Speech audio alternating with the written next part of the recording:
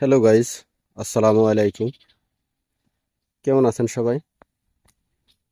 আশা করি ভালো আছেন। গাইস, আপনাদেরকে নিয়ে এলাম আমার ছাদ বাগানে। তো আজকে আলোচনা করব আনার গাছ কিভাবে ঝোপালো করবেন সে বিষয়টি নিয়ে। গাইস, স্ক্রিনে যে গাছটি দেখতে পাচ্ছেন এটি হচ্ছে কিভেন জাতের আনার। কিভেন জাতটি বাংলাদেশে খুবই কম, মাত্র কয়েকজন লোকের কাছে আছে। আমি এক ফরেনার ভাইয়ের কাছ থেকে সংগ্রহ করেছিলাম। উনি বাইরের থেকে কয়েকটি চারা এনেছিল, তার একটি চারা আমাকে দিয়েছিল। তো আমি এটাকে ছাদ বাগানে রোপণ করে দিয়েছি।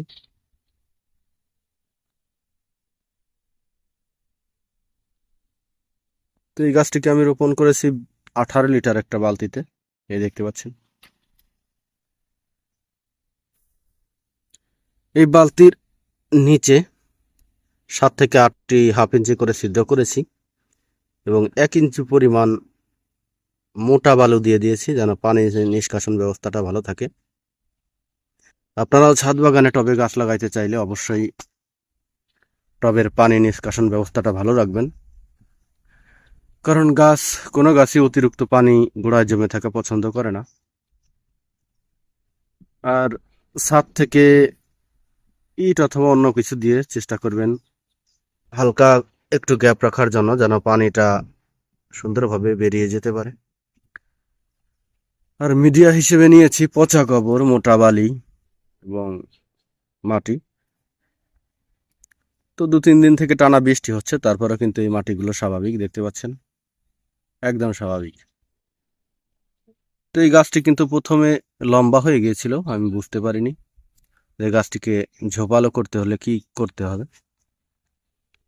তো গাছটি অনেক লম্বা হয়ে গিয়েছিল, তারপর আমি এই যে এখান থেকে কেটে, এই দেখতে পাচ্ছেন, এই যে এখান থেকে কেটে ছত্রাকনাশক দিয়ে দিয়েছিলাম এবং তারপর কিন্তু এখান থেকে অনেকগুলো ব্রাঞ্চে বের হয়েছিল।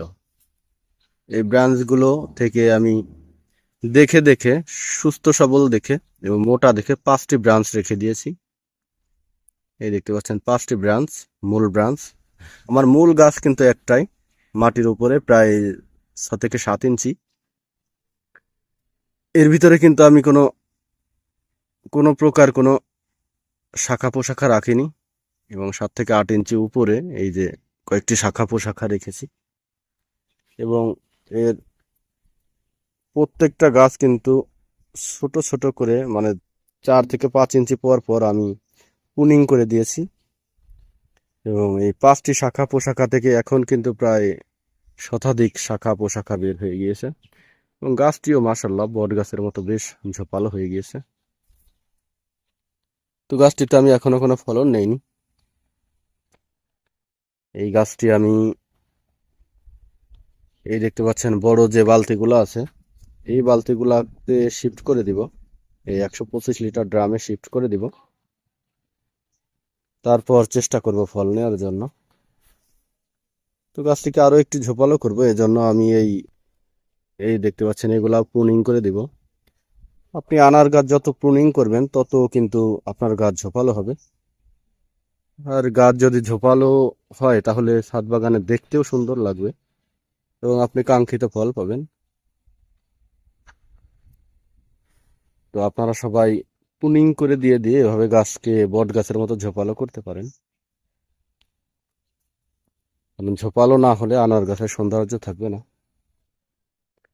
তাই আনার গাছ ঝোপালো করতে চাইলে আর কোনো মূল মন্ত্র নেই, একটাই মূল মন্ত্র, সেটা হচ্ছে আপনাকে এই যেভাবে পুনিং করে দিবেন, তারপর গোড়া থেকে শাখা পোশাখা বের হবে। একটা পুনিং করে দিবেন, 2টা বের হবে, 2টা পুনিং করে দিবেন, 4টা বের হবে। এভাবে আস্তে আস্তে পুনিং করে দিয়েই আপনার গাছটিকে কিন্তু ঝোপালো করতে হবে। তো ভিউয়ার, আজ এ পর্যন্তই। আপনারা চাইলেও আপনাদের গাছকে এভাবে পুনিং করে ঝোপালো করতে পারেন। যাই হোক, পরবর্তী ভিডিও পেতে অবশ্যই চ্যানেলটি সাবস্ক্রাইব করবেন। ধন্যবাদ সবাইকে, ভালো থাকবেন সবাই।